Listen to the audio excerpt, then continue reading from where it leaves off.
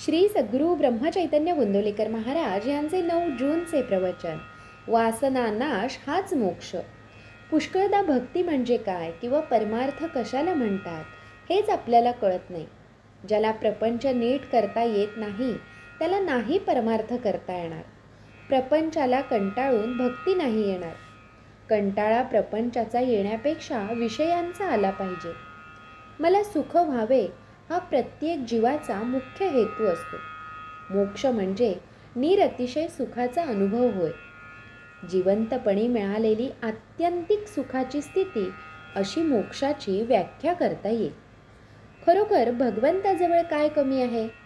एक आपले मन त्याला द्यावे आणि त्याची श्रद्धायुक्त भक्ती करावी. काळजी करणे म्हणजे भगवंतावर भरवसा नसणे होय.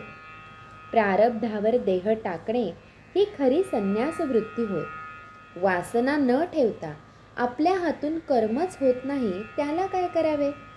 माझे समाधान माझ्याजवळ असताना दुसरीकडे ते मिळेल असे आपल्याला वाटते हेच आपले चुकते. हवे पण संपले नाही तोपर्यंत समाधान नाही. हव्यास मरेपर्यंत सुटतच नाही. हे सर्व रोगांचे मूळ आहे आणि म्हणूनच ज्याची वासना नाहीशी झाली तो मोक्षत्वाला गेला खरा. आशेची निराशा झाली नाही तोपर्यंत भगवंताचा दास नाही होता येणार. आशा जेव्हा मनात उठेल तेव्हा ती भगवंताला अर्पण करावी. प्रत्येकाला वाटते मी श्रीमंत व्हावे, पण किती जण तसे होतात? म्हणजे ही निराशाच नाही का? प्रपंच खरोखरीच नाटकासारखा आहे. नाटकामध्ये एखादा मनुष्य राजा झाला काय किंवा भिकारी झाला काय? प्रत्यक्ष जगामध्ये त्याला किंमत नाही.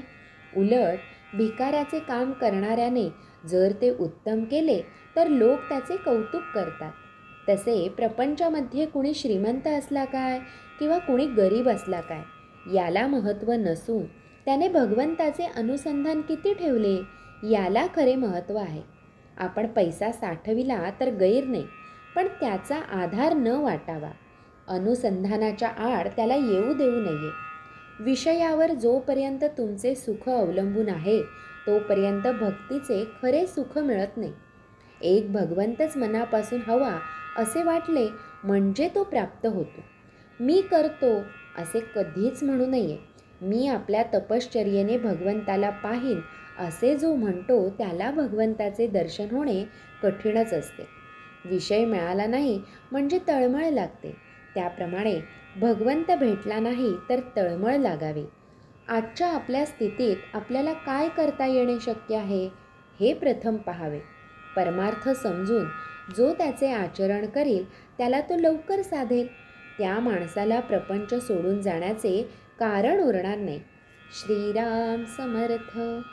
हवे व नको याचा आग्रह नसावा, यातच वासनेचे मरण आहे.